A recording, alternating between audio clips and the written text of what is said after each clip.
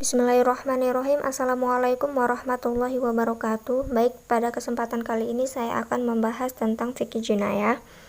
Makalah kami yang berjudul Jarimah Murtad ataupun Ar-Riddah yang disusun oleh teman saya Solehatuz Zahra dan saya sendiri yaitu Maulidah Sofia.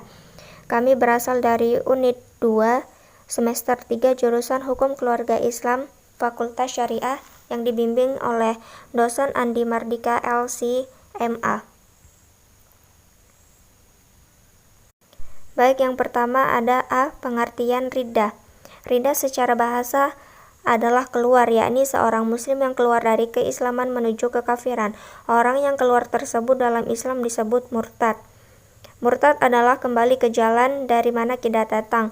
Ditinjau dari terminologi, kata irtitad ataupun riddat adalah kembali kepada kekafiran dari keadaan beriman, baik itu iman didahului oleh kekafiran ataupun tidak. Sedangkan menurut istilah syara, riddah yaitu meninggalkan agama Islam dan menentangnya setelah agama tersebut dianutnya. Dan kata riddah hanya terjadi di kalangan orang yang telah memeluk Islam. B. Unsur-unsur riddah. Unsur-unsur riddah yaitu keluar dari Islam dikarenakan adanya i'tikad tidak baik. Yang dimaksud dengan keluar dari Islam disebutkan oleh para ulama itu ada 3 macam. Yang pertama, A. Murtad dengan perbuatan atau meninggalkan perbuatan. Yang dimaksud dengan murtad dengan perbuatan adalah melakukan perbuatan yang haram dengan menganggapnya tidak haram, ataupun meninggalkan perbuatan wajib dengan menganggapnya sebagai perbuatan yang tidak wajib, baik itu disengaja maupun menyepelekan. Contohnya seperti sujud kepada matahari ataupun bulan, melemparkan Al-Quran, dan berzina dengan menganggap semua perbuatan itu bukan suatu perbuatan yang haram. Lalu murtad dengan ucapan. Yang dimaksud dengan ucapan adalah yang menunjukkan kekafiran, seperti menyatakan bahwa Allah mempunyai anak dengan anggapan bahwa ucapan tersebut tidak dilarang. Namun, ucapan tersebut itu sangatlah dilarang dalam agama Islam. Dan ada juga murtad dengan i'tikad.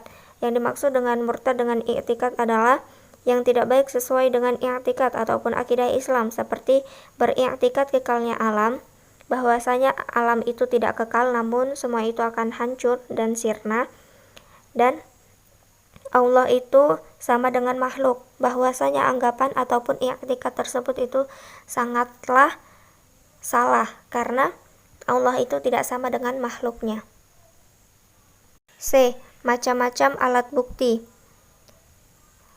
Alat bukti ataupun hujjah ialah sesuatu yang membenarkan gugatan. Para fuqaha berpendapat bahwa hujjah ataupun bukti itu ada 7 macam. Yang pertama, ikrar yang berartikan pengakuan. Yang kedua, syahadah yang artinya kesaksian. Yang ketiga, yaman yang artinya sumpah.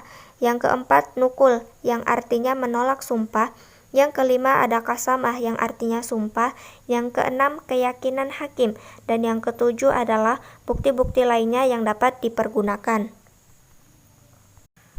D. Sanksi murtad. A. Amal ibadahnya terhapus. A itu yang pertama ya, amal ibadahnya terhapus. Jadi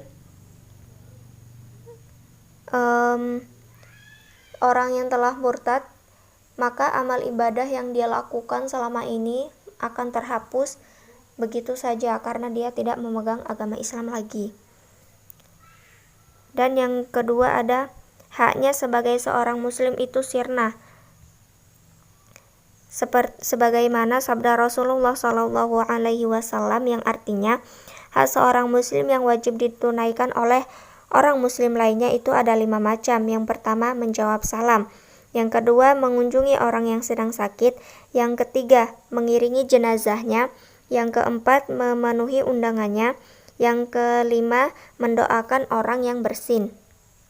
Dan yang ketiga adalah haram menikahi seorang musyrik. Apabila telah menikah, maka otomatis pernikahannya batal. Karena orang Islam harus menikah dengan orang Islam. Sedangkan jika orang Islam menikah dengan orang kafir, maka otomatis pernikahannya itu batal karena mereka tidak dalam satu arah, satu keyakinan, dan mereka itu berbeda keyakinan. Seperti kalau orang Islam itu berkeyakinan bahwa Allah itu ada, sedangkan agama lain itu mereka berbeda keyakinan, jadi tidak bisa disatukan. Dan yang keempat, tidak boleh menjadi wali dalam pernikahan. Seorang wanita muslimah apabila hendak menikah, maka memerlukan seorang wali untuk menikahkannya, baik bapaknya, pamannya, ataupun seterusnya. Akan tetapi misalnya bapak atau walinya murtad, maka tidak berhak menikahkan anak atau keponakannya yang muslimah. Jadi, salah satu syarat dalam menikah bagi wanita itu adalah memiliki wali. Namun jika wanita tersebut tidak memiliki wali, maka dia tidak bisa menikah.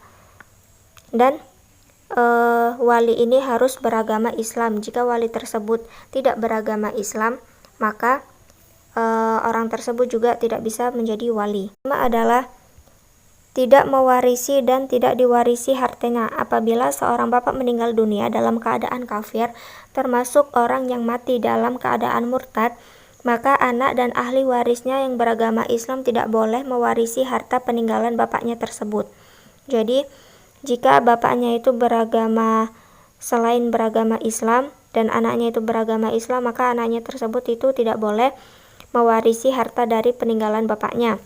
Walaupun seandainya baik itu bapaknya memang dari awal bukan beragama Islam, adapun yang bapaknya itu beragama Islam namun dia murtad, maka sama saja anaknya tidak boleh mewarisi harta dari peninggalan bapaknya tersebut. Sebagaimana sabda Rasulullah SAW yang artinya tidaklah seorang muslim boleh mewarisi harta orang kafir. Demikian juga orang kafir tidak mewarisi harta seorang muslim.